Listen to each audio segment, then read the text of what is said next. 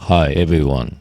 Today I'm going to show you some straightforward steps to troubleshoot your computer, especially if it is completely unresponsive when you press the home button. Before you rush to get it repaired, there is a chance you can fix it yourself. And even if you cannot, you will at least have a better idea of where the problem lies. So, where should you start? Step 1. First, when you plug in the power and press the power button, do you see any charging lights? Can you hear the fan running? If there's absolutely no response, let's look at this diagram. The computer's EC or embedded controller isn't working. When this chip is functioning, the fan and LED lights should show some activity. This IC starts up even before the CPU, so it is not starting. It could be faulty, but more likely it's not receiving any power. This EC needs 5 volt and 3.3 volt to operate. Otherwise, it won't do anything. So we need to trace where the computer's 3 volt and 5 volt powers comes from. The primary source are, of course, the battery and the external power adapter. Therefore, we need to check both the external power adapter and the battery. If the computer still doesn't turn on with the external power connected, then in the second step, we will need to examine the battery's charging. Step 2. In this step, starting with the battery, take a look at the printed voltage information on it. It should probably say around 11.4 volt. It depends on the different battery brand have a different voltage. Using a multimeter, set it to the DC voltage setting. If you find that the battery voltage is 0, means it has absolutely no charge. There are two possibilities. The first is that the charger is faulty and cannot charge the battery. However, even with the faulty charger, the battery shouldn't be completely drained to 0. The second possibility is a short circuit somewhere in the system, causing the battery's charge to drain completely. So let us move to the step 3. We need to confirm if the charging cable is working. Luckily for me, my charger has an LED light that indicated it is functioning. But if your charger doesn't have this feature, how can you determine if it is the problem? The best way is to try a different one.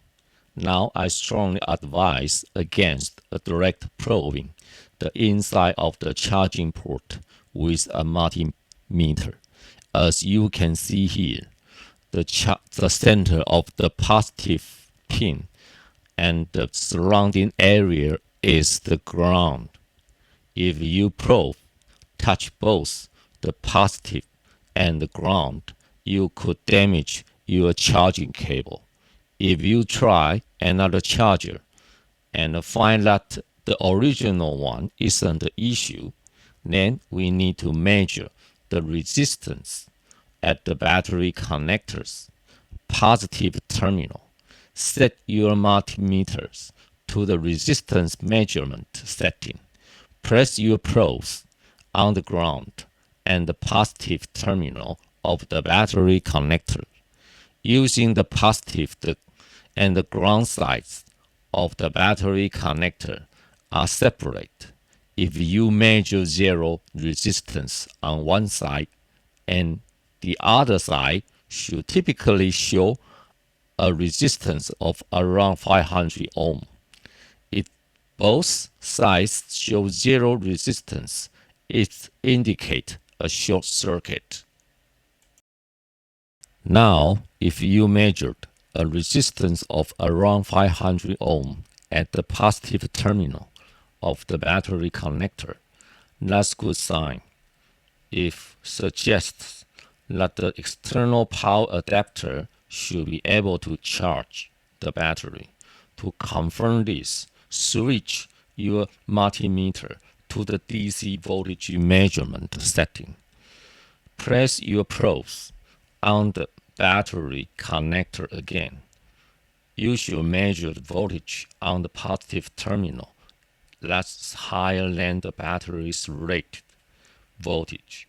Here we see 12.15 volt, which is indeed higher than the battery's 11.4 volt rating. This higher voltage indicates that the external power adapter is actively charging the battery. However, if you don't see this charging action, meaning the measured voltage isn't higher than the battery's rated voltage, then we need to investigate the charging chip to see if it is functioning correctly. Conversely, even if you do measure a voltage higher than the battery rating, we still need to check the charging chips. Why? Because the charging chip is also the source of the system voltage that powers the entire computer.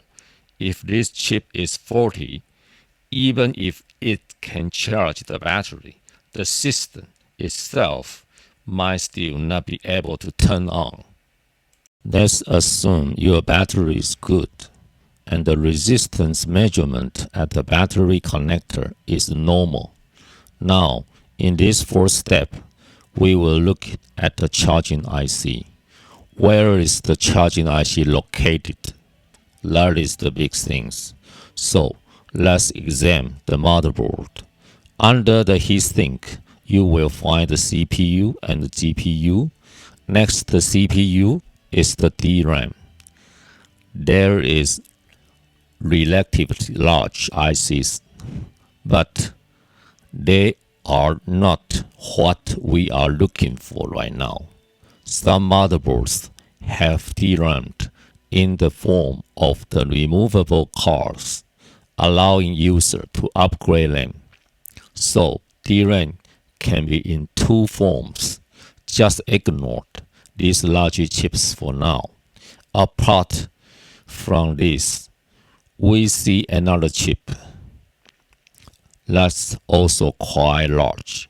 This is the EC, embedded controller, which controls the fan, LED lights, keyboard, and other items. We will leave that aside for now because we need to locate the 3.3 volt and the 5 volt power sources.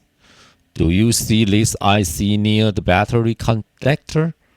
It is smaller than the EC, but larger than most other ICs. I'm referring to chips with at least 20 pins in total. Of course, some other ICs might also be quite large, but there's a simple way to distinguish them. If an IC has fewer than 10 pins, it is not what we are looking for. We need to focus on those with at least 20 pins. When you find such an IC, write down text printed on it. If it is too small to read, use your phone to take a picture and then zoom in. You should be able to see the label. The next step is go to online and find the pinned out diagram for this IC. In my case, the IC is an Interseal ISL 95522AH.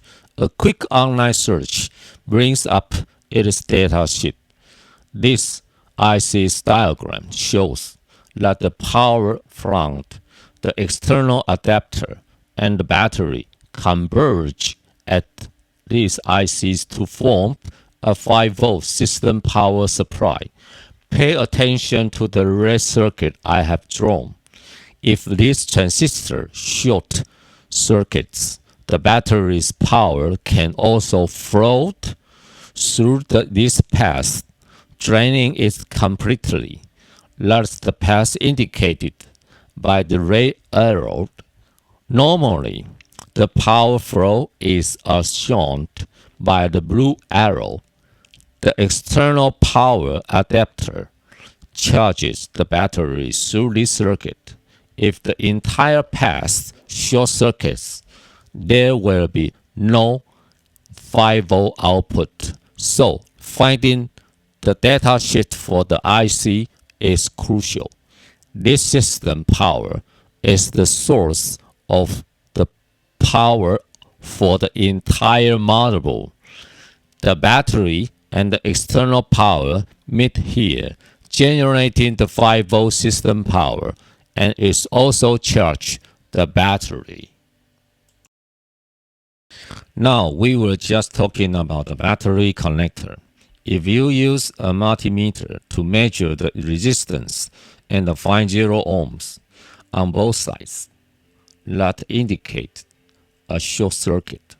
At this point, it is crucial to identify and remove the faulty component. Causing the short. One way to do this, so it carries some risk due to the near zero resistance potentially generating a lot of heat, is to use a power supply to directly power the two sides of the battery connectors. A safer approach is to remove non-essential components like the computer's hard drive, battery, and external power. If the DRAM is removable, take that out too. Then set your power supply to a relatively safe starting voltage. For example, 1 volt, even lower. And carefully touch the various ICs. Pay close attention to any IC that feels unusually hot. If you can touch the hot spot with the interstitial circuit diagram for your charging IC, you will likely find the failed component. If removing these faulty parts allow you to measure a resistance of around 515 ohm, that's a good sign. Of course, even if you resolve the short circuit, if the original battery was the cause, you will still need to replace it with a new one. In my demonstration here, I'm applying an output voltage around 1 volt to the battery connector. When you apply this voltage, make sure the positive terminal of your power supply is connected to the positive terminal of the battery connector, and the negative to the negative. Keep the close eye on the current reading on your power supply. If the current is below 1 amp, you might not be able to easily feel which component on the motherboard is getting hot. In that case, gradually increase voltage to around 2 volt, checking it carefully as you go. Be extremely cautious about increasing the voltage too quickly, as a short circuit can cause component to heat up rapidly, often exceeding 100 degrees, and you could hurt yourself. Applying a low voltage initially will result in less current leakage and less heat generation. Make it safer to pinpoint the short. There's another crucial point regarding your power supply. Remember to set the current limit. A common setting is 3 amp as a safety constraint. Of course, you absolutely must start reading your power supply's manual to understand its maximum current capacity. Supplying excessive current can also damage the motherboard. So, this step requires great care. The general approach is to increase voltage step by step, but limit yourself to the maximum of 3 volts. Now, I need to be very clear here. I cannot guarantee that your actions will not damage the entire motherboard. You must be prepared for the worst case scenario and understand the risk involved. I don't want you to perform these steps and end up losing your entire motherboard. It's important to know that when dealing with shorted motherboard, the original manufacturing typically solution is to simply replace the entire board with a new one. This represents the worst possible outcome, so please proceed at your own risk and be fully aware of the potential of damage. Let us go to the step 5. In this step, we still focus on the charging IC and then we go to the power management IC. So here is the diagram which illustrates the typical power flow on the motherboard. On the left side of the diagram, you can see how the external power and the battery power converge at the charging IC. Beyond looking for the short circuits here, we also want to observe whether the external power, in my case 19 volt, is reaching the charging IC, and if the battery's power is also getting to the IC. To determine this, we need to connect the battery to its connector and plug in the power adapter. Then, using your multimeter set to DC voltage, carefully measure the voltage across each of the positive components surrounding this charging IC. Moving in clockwise direction, you will likely get a variety of voltage readings.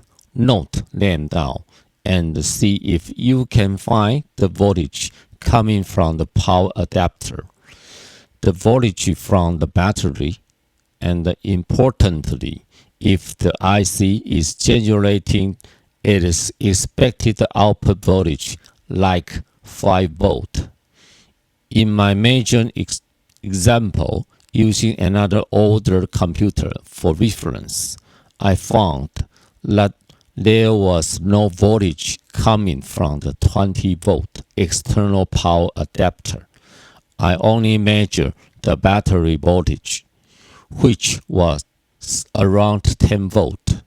This clearly indicated that the external power isn't getting through.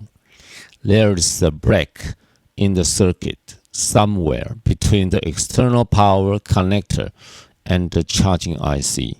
If you encounter this situation, the first thing you should check is the fuse located along its path.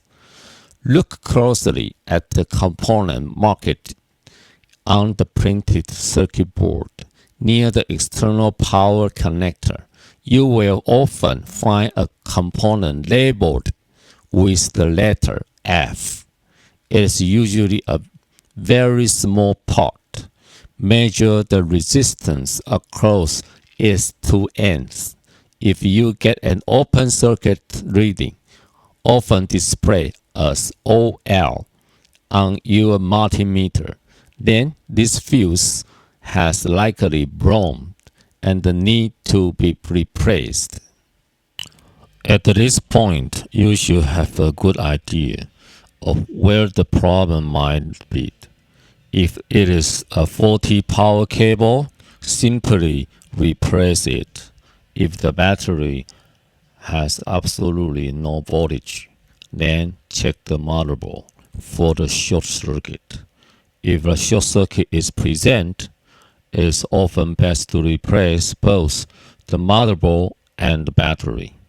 I know many computer companies sell parts to customers, offering repair alternatives, so you can consider purchasing those. However, if you are interested in further investigation, please continue watch my video.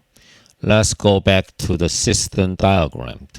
Assuming everything on the left side check out, the 19-volt power is coming in.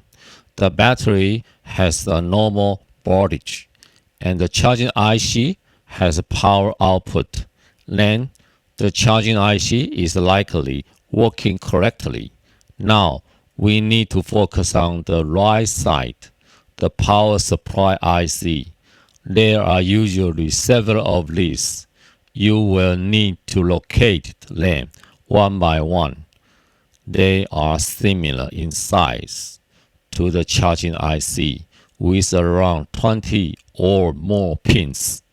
Note down the marking printed on them and search online for their data sheets.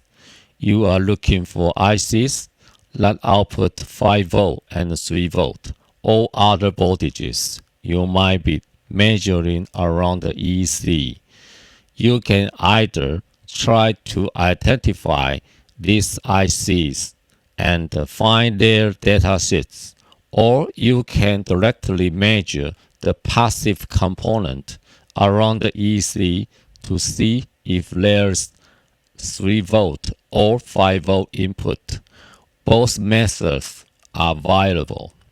Here I have identified a power supply IC, and just like before, I have found its datasheet. It is outputting the voltage I need. I can also refer to the power on sequence diagram.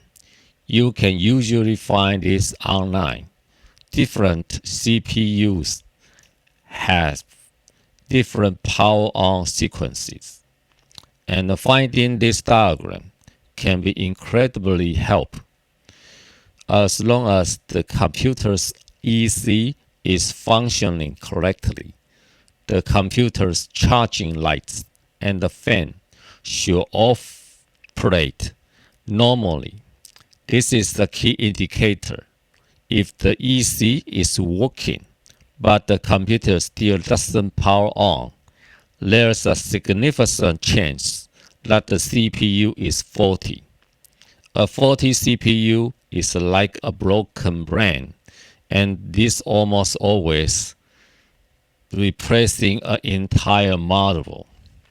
Some of you might wonder if a faulty GPU would be the problem.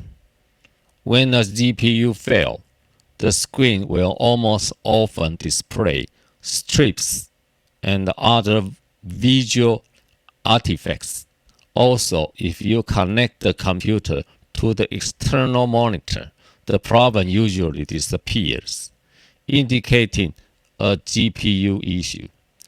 The CPU failure I'm referring to here is a general term because modern CPU modules often include SRAM, PCH, platform controller hub, and the DRAM.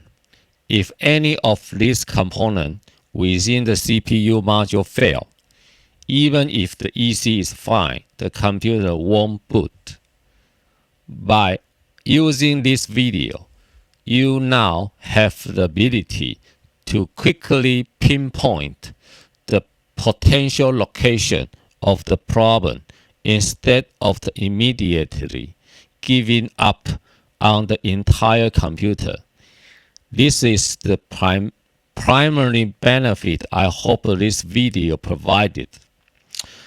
You might not always be able to fix it yourself, but at least understanding the real issue will allow you to make an informed decision about your next steps. Wish you good luck with your repairs. Please subscribe and share as I will continue to upload helpful videos for your reference. Have a great day.